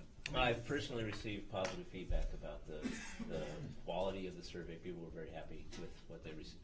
Right. How many did we send out? Every household. Do you know? About So we 10,000. should have gotten it, right? I got it. That's my guess. Look in your mail, it doesn't come full, it 9,000. comes like this. I know, I haven't gotten it. Okay. Yeah, So you, Not like received. 87 Okay. or something. so you broke it, I you like broke it down I got to it. community members and So it was when you were out of town. but I need that. there's an intersection there of a lot of. Oh, yeah, and when, that was just a quick, but we'll be able to break, and we get the final results a number of different ways. Residents, non-parents. I mean, I still think that if you're a teacher in our district and don't live here, you're financing the survey. I just know that there's an intersection there. and I don't- Absolutely, and that, those numbers I gave you do not include that. That's correct. Yeah. So you're right, of those 177 employees, many of those may also be residents. I didn't check that. Is there a way to? Yes, yeah, so when you get the final results, you will have that data. Is there part for that? I guess there is, right? I took it a while ago, so I don't remember. The initial questions that tell you who you are. I don't remember. There's some demographic things, age, residency, and so on. Maybe have kids in school. Yeah. So, Carrie didn't get a piece of their own cake. Thank you very much. All right, Gotcha. anything further for the superintendent? Thank you. All right, that takes us to board reports, starting with a policy committee report from Susan Fox. Okay, so the policy committee met on Monday, April 9, to review the final policy and the Neola updates from 2017, and also to follow up on concerns raised by a parent at 2 board meetings related to middle and high school athletic teams, given that there seemed to be some board interest in that topic. The Neola update policy reviewed is 5330, administration of medication emergency care. Our school nurses had reviewed this policy, recommended some non-substantive changes involving language placement, and that policy was approved as amended, and will be coming forward at probably the next board meeting for a first reading. With regard to the extracurricular and curricular-related activities, we looked at both policies 2430 and 2431 as references for discussion on interscholastic sports. The committee discussed these concerns with input, because in attendance were activities director Jeff Schreiner, high school principal Paul Frost, and superintendent Dan Wilson. There were no administrative nor committee recommendations for any policy changes, but in light of the increasing numbers of participants that we're seeing at GES, Superintendent Olson will have discussion with the middle school athletic director and the new principal about the philosophy of middle school interscholastic sports, review the current program, and determine whether different options are appropriate. The administrative recommendation after committee discussion was to continue the current practice at the high school, whereby coaches basically determine the team rosters and overall numbers of teams are reviewed annually based on numbers of kids coming out and capacity and that kind of thing. Our next meeting will be Thursday, April 26th at 9 a.m. All right, thank you. And policies do continue to rest, so, our committees do. Go ahead. Okay, anything further for policy committee? All right, that takes us to the second report. Hi, Susan Fox, legislative liaison. Well, and actually, this was hard to even know what to report on because there's so much, so I'm just going to highlight a couple things. One is, one bill that's awaiting governor's signature, and you might have already seen this, is the nomination papers in the second-class city issue. As you're aware, because there's a small sliver of Madison within the Monona Grove School District, we are required to get 100 signatures to run for the board. This recently was an issue in North Fond du Lac when the city of Fond du Lac annexed part of it, and people didn't know it, and they signed up and thought they didn't get enough names, so then they couldn't get on the ballot. It was created all kinds of problem. So this bill, if the governor signs it, will exempt districts in which less than 10% of the school district's territory is contained within a second-class city. It permits the annual meeting or the school board to adopt a resolution to reduce the number of signatures required on nomination papers submitted to not less than 20 and not more than 100. So you could settle on something that's less than, or not. School safety bill, we learned a little bit about that last night. The school safety grants, there's going to be more coming on that. And as usual, they have in there that we're required to submit blueprints, but they don't know exactly what that means. That's being determined. So there's still a lot of stuff up in the air. And you guys get the WSB things. Those were the more interesting things, I thought. You have another one? Do you know if the legislation governing the signatures on the nomination papers also covers the related issues with the annual meeting? There's like 500 signatures to put an issue at the annual meeting and so on. And it's also governed by the same problem. I don't believe it does. I think this was simply about board, because of that issue that came up in North Fond du Lac. It was just related to candidates. Okay. So. Yeah, I raised this issue several years ago with Rob, and it hasn't had any motion. It's interesting to see it's got motion now. Yeah, we'll see. So we'll see where it goes. The governor has not signed it yet, though. So, and he has signed some other things. Anything further for our legislative liaison? All right, thank you. That then takes us to our possible action items, one of which we have already addressed. And the remaining action item is a contract for the Glacial Drumlin School Principal. I'd like to move approval of the contract for the Glacial Drumlin School Principal as presented, and I'd like to give Dan the opportunity to say more about it. Do I have to say anything else from the motion? After we second it. Do we have a second? I'll second. Thank you. I don't want to say anything else at the end. Okay. Sure. And the contract we're asking for approval is for Chris Langer to be the new Glacial Drumlin School Principal. Chris is with us here in the attendance tonight. Chris is currently Associate Principal at our high school.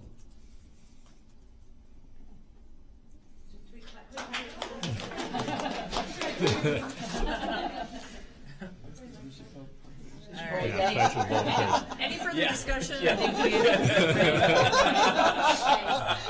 All those in favor of approving this contract, please say aye. Aye. All those opposed say nay. This contract has been approved. All right. All All right, now we can clap. All right. All right. We currently do not have any discussion items before us, Really? but we do have future meeting dates. And then we will be reconvening into closed session, so. Oh yeah, I forgot that part. do you want to say something about the April 16th? Yeah, so right now we have Personnel Committee scheduled for April 16th. And so I think, depending on the availability of Dean, we're going to recommend that we postpone that. And we do have another one scheduled the following week right away on the 23rd. So we'll keep in communication with you as committee members, but we'll get that resolved before the end of the week.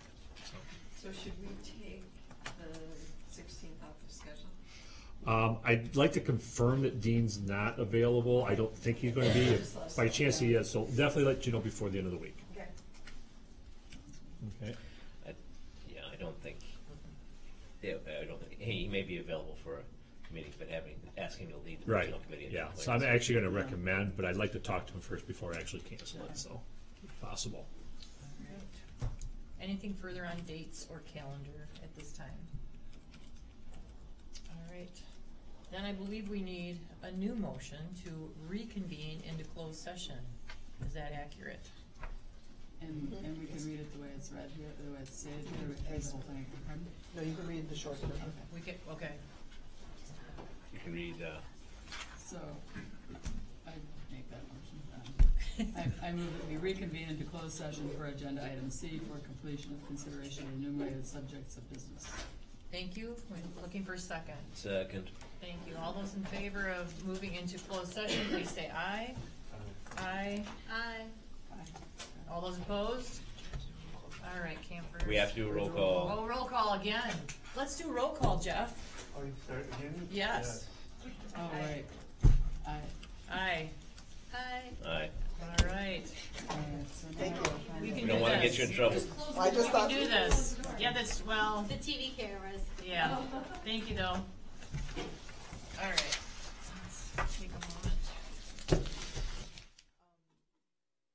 Oh, So I Susan, think no, materials. we'll do it tomorrow afternoon. Okay, okay. I will drive it to her, she'll come here after school. Are you Yeah, home well, tomorrow? Didn't we stay here before first one? I We did should be. once. Okay. I might even. They're gonna come Email me when you have it ready, Well, I might run up, email because I have my nephew here, I might, there's. The microphones are still on. Okay, yeah, so, I'm basically around though, so I can. and I'm home, I'm I mean, here, if you prefer, I'll we do it can. right Just make away, sure that I'm they here by got 7, but I'll just need Yeah, that I'm sure they- information from you, just leave it with Dan. Right, okay. Chris, you don't get to leave quite yet. Well, you- No, but I just wanna make sure I get it and I can type it up for you if there's Right, any. yeah, and I There's a can, little I can come caveat. like midday or late at night, doesn't Maybe matter. keep your laptop and you can even just type with the motion if Although, there's a Jeff, change the or food's in the room. write it on a sample and I'm happy to do it. I'll just confirm with you that we're correct. Okay, yeah. Yeah, I'll get it, we'll do it tomorrow, it's no problem. Okay. Okay. Okay. Let's go across the way. These guys want to clean up or whatever. Yeah, they have Let's just get that out of the way. Plus the TV, just in Alright. case.